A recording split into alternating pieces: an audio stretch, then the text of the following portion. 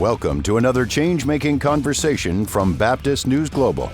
You're listening to a special podcast series titled Highest Power, Church and State, featuring writer, poet, and musician Rick Pidcock.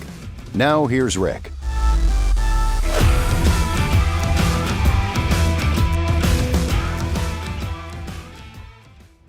And so my grandfather, may he rest in peace, he would leave the cane fields, La Caña de Azúcar of Puerto Rico. From there, he would go to a storefront worship service, and he would worship. But while he was in the cane, and it's hot in Puerto Rico, in Ponce, Puerto Rico, which is the hottest part of Puerto Rico, you would sing, Alabaré, Alabaré, Alabaré,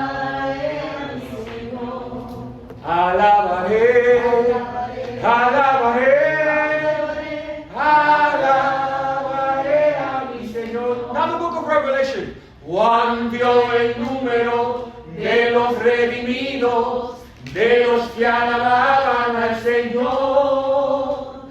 Unos cantaban, otros oraban, pero todos alababan al Señor. In the context that says, I will praise you, I will praise you. I will praise the Lord. In the context of an air-conditioned church, it's not the same as if you're singing in the cane fields to survive.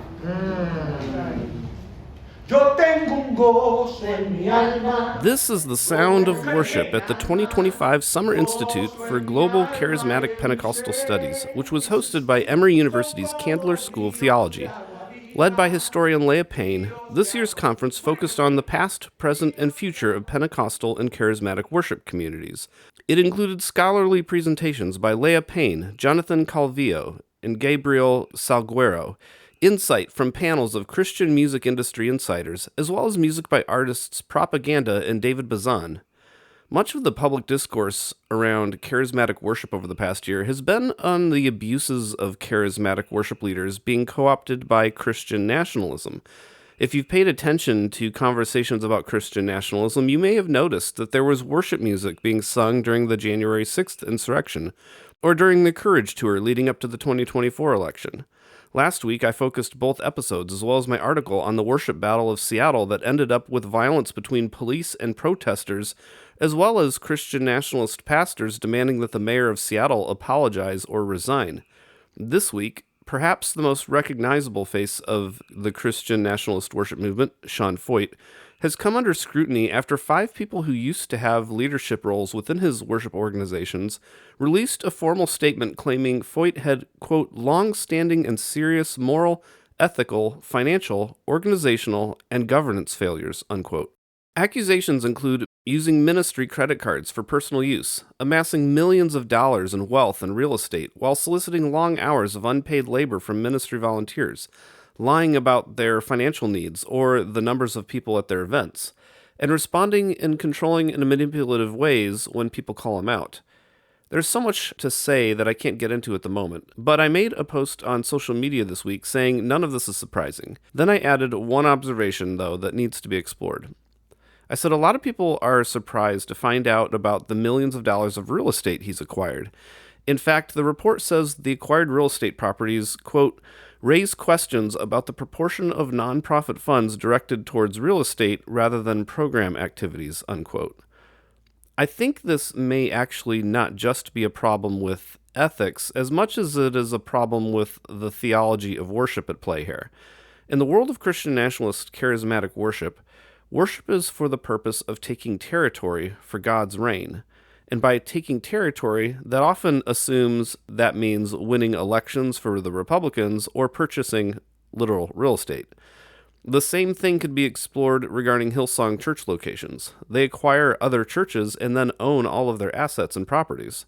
So perhaps it's an issue with money-obsessed men building wealth and power, or perhaps it's an issue with a theology of worship that prioritizes taking territory for God through purchasing real estate that is controlled by their ministries for the purpose of spiritual warfare against the owners of neighboring properties. Maybe it's a bit of both. Whatever the case, the whole thing is an empire that needs to fall. All of that said, Sean Feucht and Christian nationalist charismatic worship leaders aren't the only charismatic worshipers out there today. They may make the headlines, but there's a whole world of charismatic worship that doesn't follow the same ideology at all. I recently attended the 2025 Summer Institute for Global Charismatic Pentecostal Studies, which, as I said, was hosted by Emory University's Candler School of Theology and led by historian Leah Payne. It was a time for questions and conversations about worship, race, and politics that I haven't heard discussed that honestly in a public forum before. One of the panelists was Kelsey Kramer McGinnis, who is the worship correspondent for Christianity Today. In fact, she just released an article this week about the allegations against Feucht. I'll include a link to her piece in my Substack for this episode. As someone with a background in worship and who is writing a book about worship, I really enjoyed my interactions with Kelsey. So I asked her to come on the show to discuss some of the tensions in the worship industry that were explored at the conference. One thing that stood out to me throughout the conference was the number of tensions in worship we explored that were both concerning and encouraging. For example, one you talked about had to do with gender, specifically with the ideas of power and intimacy. So, on one hand, it's encouraging how worship can help people feel God's liberating power in their lives or can help them feel the nearness of God. But on the other, these ideas of power and intimacy can become attached to scripts about gender too. So I hmm wonder if you could speak into that some. Yeah. I mean, I see this playing out a lot in how female voices are used in contemporary worship music, or at least how they have been over the past 15 years or so, because a lot of congregations, especially those that use contemporary worship music generally, um, because they are looking for something very experiential, even congregations that wouldn't consider themselves to be charismatic are kind of coming looking to borrow some of that energy, to borrow from that experiential approach to worship, even if only for that, you know? And one thing that I observe is that female voices in the context of contemporary worship music tend to serve particular purposes. There tend to be certain models that female vocalists fall into. Fellow musicologist Joshua Kalen Bussman, who's at UNC Wilmington, looked at a big survey of passion songs and found that female vocalists are almost exclusively leading, at least between, I can't remember the years now, but in the 2000s to 2010s, women are mostly leading these down tempo ballads, right? I think a lot of women who have served in worship ministry will recognize this right away. There are certain songs that are girl songs, and if you start kind of digging, why is that? Like, what is it about female voices that lend themselves so well? You start to recognize some patterns. And then, at least in my research, I've kind of gone looking for, well, how are people describing these voices? Well, someone like Carrie Job is described in Charisma magazine as ethereal and angelic. And there's something about the quality of her performance style that helps people lower their guards and enter into this more intimate, experiential form of worship. And I see a connection between the feminine aspect of that performance and her voice and this idea of being ushered into a more intimate form of worship. When you're talking about congregations that either hold to a complementarian view of gender, either in ministry or in sort of like family life, right? I realize that in a lot of charismatic churches, there's much more egalitarian leadership model, but there's still a holding on to gender distinction as being quite important, difference between the feminine and the masculine. And contemporary worship music is one of those places where we see gender, kind of that dichotomy between the feminine and masculine, sometimes being used to help usher people into intimacy. And I think when you have men who might otherwise be a little uncomfortable, been socialized to maybe not be so comfortable being emotive in worship, the association of that with the feminine, with the presence of a female body, might actually help make that a little bit more accessible. And I don't know that that's entirely conscious, but I do think it's a pattern that I notice when I look at the music, at the recording artists, and at the performance practice of a lot of these people. Yeah, and And something else we kind of talked about in that conversation too is how, like, on one hand, you don't want to make women be something other than they are. But on the other, like, you also need to be mindful not to commodify them Mhm. and be Yeah, manipulative. yeah, yeah. I think there's absolutely a tension here, and also not wanting to commodify them, but also not wanting to say that they don't have agency in making these Hmm. choices, right? Like I don't think these female worship leaders are being forced to be something that they're not. I Yeah. think they are they are part of this culture, this worship culture, where there are roles that they observe. And I do think that, these women are not play acting, but I do think that certain women are more likely to kind of rise up through the ranks for these reasons. So I don't want to suggest that they're sort of being used against their will, um, or not exercising agency. I do think, the sort of the commodification of worship music in general is a whole, bigger conversation, and certainly not a new one. And I think in some ways women kind of deal with the consequences of commodification of worship music in ways that men do not, simply because female bodies and appearance and persona are judged and used in ways that male bodies tend to not be when it comes to Hmm. popular music. And those things get replicated in the Christian music industry all the time. Yeah, that makes sense. So another attention we explored had to do with the business side of the worship industry. And Leah Payne quoted Jonathan Fisher, who said, "When Christianity pays, we should be skeptical." And Mm, somebody else asked, "What does it mean to industrialize a personal encounter or a formative moment?" And like on one hand, it's encouraging to see songwriters get paid for their writing, but on the other hand, there's essentially been this worship oligarchy that's been formed where a relatively small number of songwriters are making millions of dollars, and decisions for what songs are being promoted to churches are determined by algorithms. and mhm. and then white, as we talked about on at the conference, like white songwriters are benefiting from an industry formed by white executives, while a lot of black songwriters aren't even getting paid for what's being Yes, sung on Sunday. So correct. like, how do you process the desire to pay songwriters for their work while recognizing these problems with the system that's been set up? Yeah, this is a great point of tension, because I see both sides of this. As a musicologist, I mentioned this at the conference. The history of church music has not been quite as romanticized as it is now.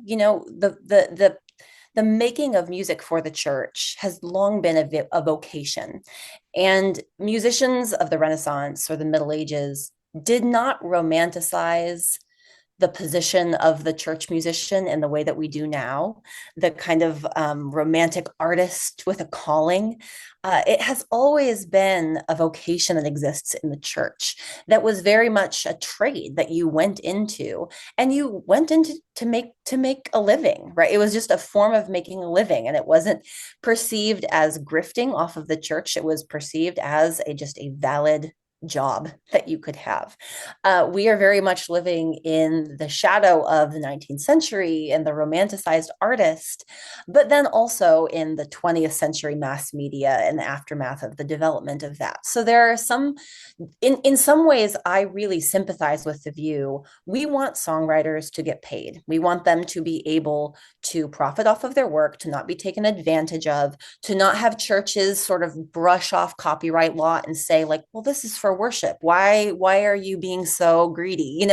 I want to protect songwriters from that, because they are performing a service for the church, and it is their livelihood. And most songwriters have spent time building their skill set and being trained and practicing. It is a skill. It's not just like a thing that someone Hmm. decides to do one day, for the most part. um, but on the other hand, the way that the industry works now, there are some incentives that are not entirely new but have changed. So you mentioned, like, this oligarchy idea that there's a small number at the very top. That is true, and to some degree that is a bit novel in terms of just how concentrated the influence is at the very top and how much less of a like a middle space there is. There is much harder to make money if you are not up at like the top of that anymore. Um, and it is easier, well, not easier, but it is possible to make a ton of money off of one hit song. And this is happening in the in the mainstream music industry as well. The possibility of virality makes it so that if you write one hit song, that can have a tail of revenue that goes on for a really long time. So that puts pressure on people to like be in the writer's room with certain people at certain times. And, we're seeing this right now. Last I heard, there was not a verdict, but right now there is a pending lawsuit in Nigeria over the song Waymaker by Hmm. Sinach. One of the producers on that song is suing her because he was paid as a producer, but he was paid a lump sum. And that song has had a really long life beyond what anyone expected when it was written, right? So she recorded this song, he produced it, she paid him a lump sum. But now, I don't know all of the details of this lawsuit, but it appears to me that in some ways there's sort of this sense of being wronged, like I'm entitled to some of the royalties of this viral hit that has found this life among American churches and European churches. And so people feel much more wronged when they get cut out of that process. Hmm. So there are just all of these other incentives and wrinkles and potential places where people can feel slighted or cut out of the process. And and I'm not always sure what to do with that. Hmm. Um, people want to make a living, they want to be fairly compensated. And there is a point at which the money someone is making for a song they helped popularized is more than fair compensation, right? They're profiting off of the entertainment machine, snowballing what they have done, Hmm. beyond what you would say they ever expected. And at that point, we're not really talking about fair compensation. We're talking about something else. And I think that's really tricky when it comes, especially to the ethic that the church is supposed to be trying to follow when it comes to money. That gets really complicated. Yeah. And I think another thing too, with a lot of these tensions we're talking about, like, I'm not expecting you in 4 minutes to solve all of these tensions. I think Okay, I think good. more the purpose of this conversation is like I think we're kind of in an awareness stage right now. Like Yeah, yeah. like let's name some of these tensions and be okay to sit with those, Yes, if that makes absolutely. sense. Yeah, and that's one of my favorite things to do. Yeah. And I think often like I'll get a message when I post an article I've written or just some commentary, and someone is sort of looking for like well, are you saying this is good or bad? Are you saying this is right or wrong? And a lot of the time my answer is I'm not really. I'm looking to understand first, and if there is a sort of a moral judgment that follows, that's secondary because I do think we are very much in a awareness and discovery phase because things are changing so quickly. Hmm. So one potential problem I see is that the change is happening so fast and no one is taking the time to try to understand how it's happening. Um, I think churches that sort of adopt new music without thinking very hard about the systems they're putting in place to make that music making possible, uh, I want to help churches ask some better questions about those things, or maybe understand some of the dynamics they are sort of absorbing from things like social media without really paying very close attention. Um, American evangelicals have always been very good at being, if not early adopters, like on time adopters of media and marketing, sometimes running headlong into it, assuming that everything there is neutral, assuming that like these are just neutral tools that we can use to advance the kingdom, when not all of it is necessarily neutral, or not all of the incentives it introduces are necessarily neutral. And so I think pausing instead of running headlong towards these tools, I think AI is going to be the Hmm. next frontier of this, right? I get nervous when I see, sort of Christian tech firms adopting AI, running headlong into these new tools, assuming, well, this is just a tech tool. Everything is neutral here. It just depends how we use it. I think that's an oversimplification when it Hmm. comes to these things. Yeah. So another tension we talked about had to do with charismatics at the fringes and at the center of power. And I don't know your background theologically or religiously, so I'm going to be careful not to speak for charismatics. I Uh, used to be one, but kind of for like a year. So for a year. yeah, yeah. So basically they were talking about how at the fringes charismatics developed worship music while processing their exclusion, and how charismatic worship blurs the lines between the stage and the congregation and sometimes Mhm. crosses boundaries with creativity. But like in the more white conservative, more reformed world that many of us grew up in, um, reality was more interpreted through hierarchies of authority and submission. And, not only between husbands and wives, but also between pastors and congregants. And so while in the charismatic space, it's encouraging to see their crossing of boundaries and their blurring of lines at the fringes due to how those things help them heal. I wonder what happens when they're brought more into the centers of Christianity that have been shaped more by hierarchy, and if maybe some of those impulses of blurring lines and crossing boundaries, when they're moved toward into hierarchy, that has been shaped more by white people, I wonder if that may be setting us up some to cross the lines into Christian nationalist politics, where the church is Mhm. going into the state and demanding things that maybe might be oppressing our neighbors. I don't know. This is one of the tensions I've Mm. been sitting with in all this. I don't know if you have any thoughts on. Mm. That is interesting. So, this contrast between the kind of fringe movements and the hierarchical white Christianity. And I grew up in very sort of normie Hmm. evangelical spaces, going to SBC churches and EFCA churches. So Okay. churches that would not have considered themselves to be charismatic, but where there was a lot of charismatic influence through Hmm. music mostly, but also through conferences and traveling teachers and books. So there's always a lot more crisscrossing of influence than I think a Hmm. lot of normie evangelicals like myself are aware of. Um, but I was just talking about this with someone because I'm just written an article about Sean Feucht that I think will be coming out today or tomorrow. Um, and the kind of model of network Christianity, but also these kind of like grassroots movement things. Like Sean Feucht had this has this organization called Burn 24/7. It's like this network of prayer and worship events, right? And Hmm.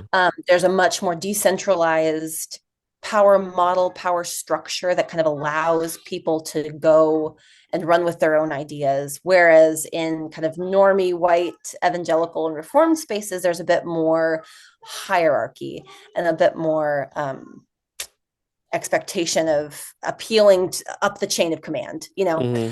And I was talking to a researcher, and she was talking to me about how when you have these fringe movements, it's not unique to these fringe movements, but it does seem that there is maybe a bit more potential for these charismatic, and winsome sort of personalities, for cult of personality to develop. I think Hmm. we see this with Sean Feucht. We saw this with Mike Bickle at IHOP.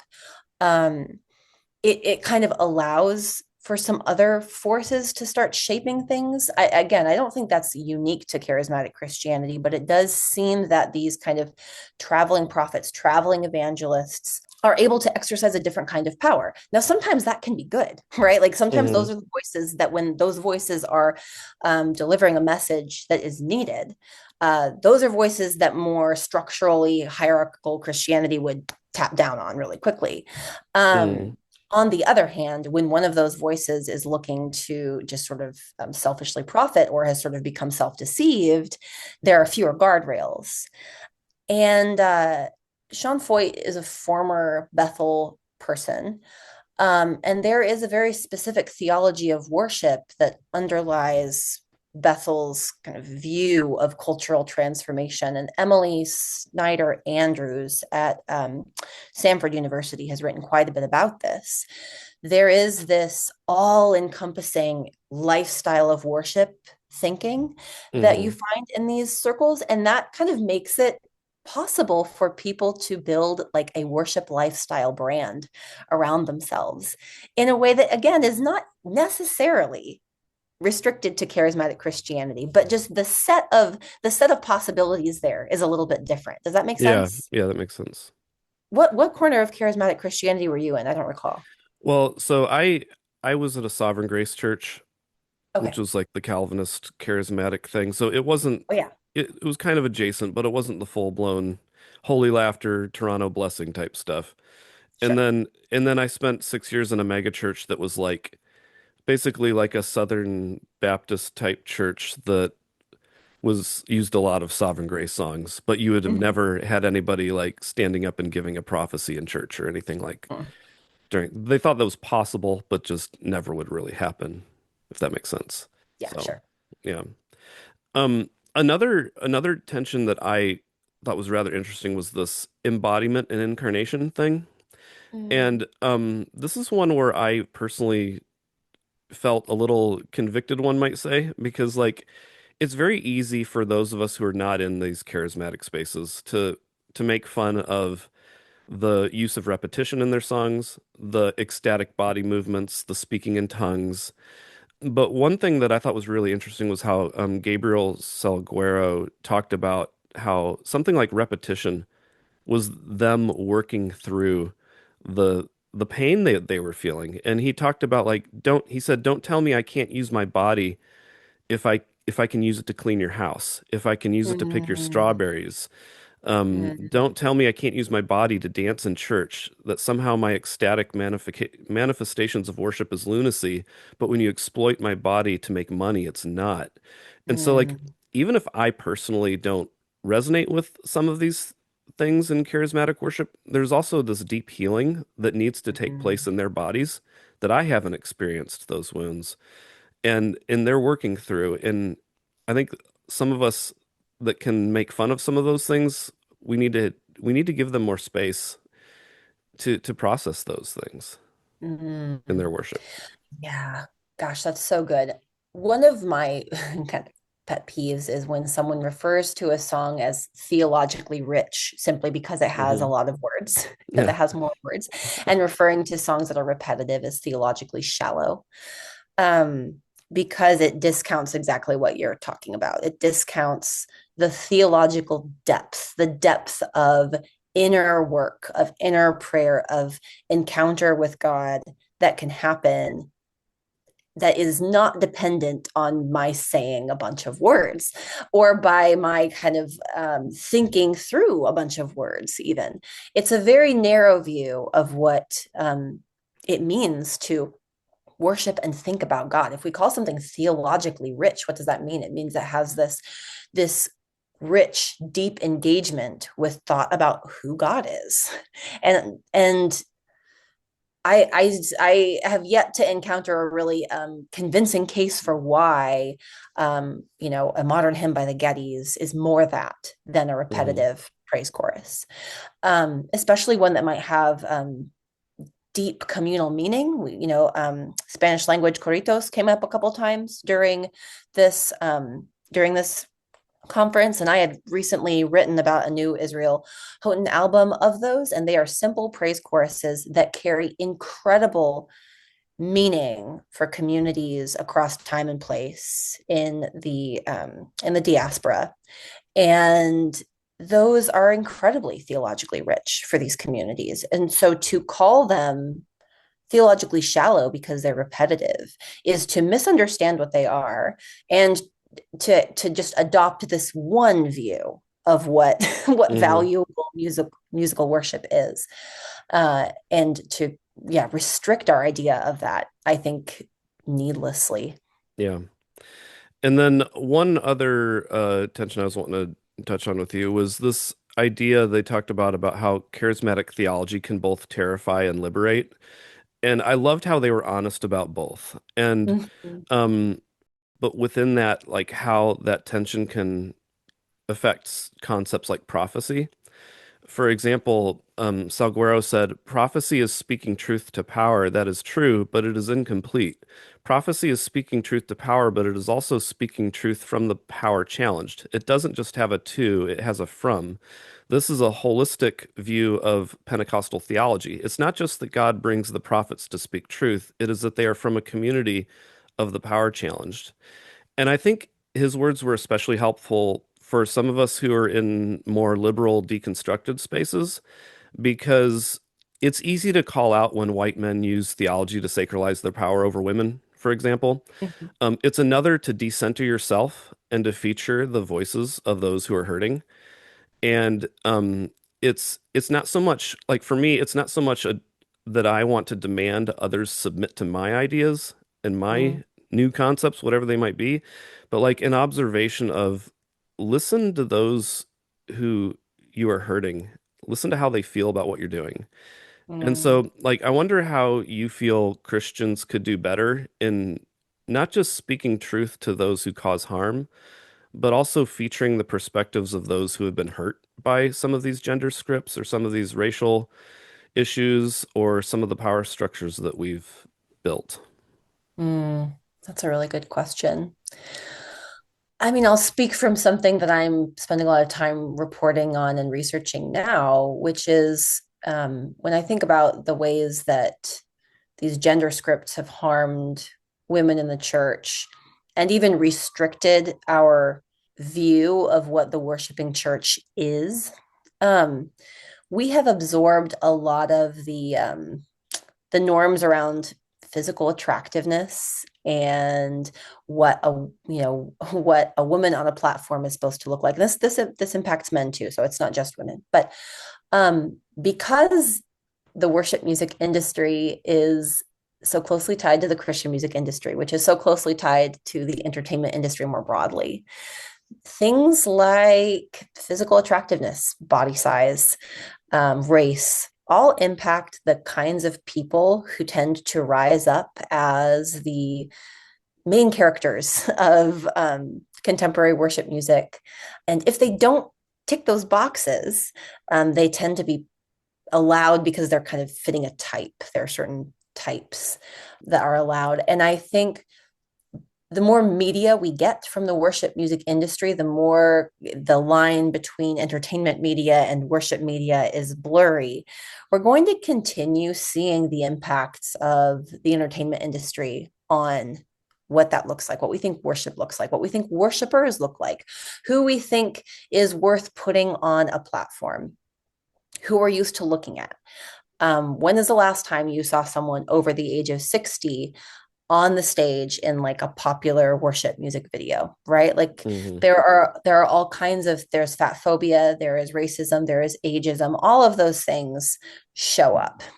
Um, and those are all those all represent groups of people who are sort of being pushed out of attractive Christianity in our context, and that has real downstream impacts, and it will continue to have real downstream impacts. There's a lot of talk right now about Gen Z is becoming more religious, and I look at these young people who are coming up who are watching worship music videos. They're also on places like Skinny Talk. They're also Hmm. kind of absorbing all these other messages about who they're supposed to be and what their church is going to look like. And the church should be pushing back against those things that are not in line with our vision of the kingdom of God, right? And I think that the kingdom of God is a place where the people who are marginalized by the entertainment industry are not marginalized. We shouldn't Yeah. be following that as a model of who we value and who we don't. And that's something that I find myself thinking a lot about these days. Yeah. I think for me, like whatever is happening in society, these are broader power dynamics that are happening in society, and I wish the church would offer an alternative vision rather than like the same thing. And I feel like the conference that we went to and you spoke at was just it was so helpful in getting some of these things on the table and Mhm. naming them and not even necessarily having a solution per se all the time, but just like being like, whoa, this is the issue we're dealing with. And I thought that was just really helpful. So I appreciate what you said at the conference, and I appreciate you coming on to share your thoughts here too. Oh, thanks. It was a really fun event. I learned a ton as someone who doesn't come from those charismatic spaces. I was so grateful for that group of people. That's it for today. Thank you for listening. Please like, subscribe, and rate us on your favorite podcast platform, and we'll be back with another episode on Monday. This has been another change-making conversation from Baptist News Global. The episode you've just heard is part of a special podcast series titled Highest Power, Church and State. Be sure to follow BNG daily at baptistnews.com and subscribe to get notifications about future episodes. Baptist News Global is a national nonprofit news service that is independent, free, and faithful. BNG is supported by readers and listeners like you. Learn more at baptistnews.com.